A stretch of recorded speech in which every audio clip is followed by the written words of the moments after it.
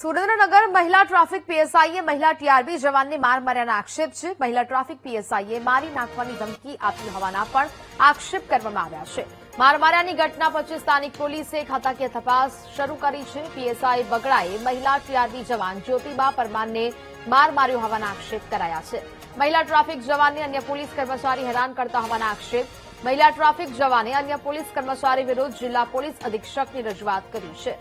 જિલ્લા પોલીસ અધિક્ષકને રજૂઆત કરી હોવાથી મહિલા પીએસઆઈ રોષે ભરાઈને માર માર્યાનો આક્ષેપ કરવામાં આવ્યો છે।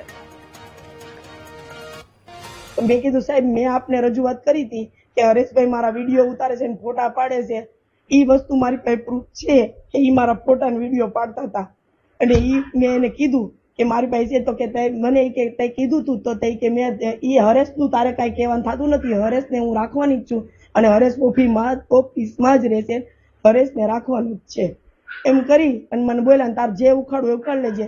મેં કીધું હું સાહેબને એસપી સાહેબ આગળ પાછી જઉં છું, મને ગાળ દીધી ને સાહેબ એટલે તો કે જા તું, હું એમ કરીને પાછું ફેરી એટલે મને વાહેથી ઢીકો માર્યો એટલે હું પાછું વળીને ફેરીને એટલે મને ગળું પકડી લીધું સીધું, મને કીધું ચ ને ભ ગારું દીધી અને મારું ગળું પકડીને એમ કીધું તને આઈને મારી નાખીશ ને કોઈ વસ્તુ સાબિત નહીં થાય, હું આ જ્ઞાતિનું છું માણસ એટલે મારું કઈ નહીં થાય, તું મારું કઈ ઉખાડી નહીં હોય।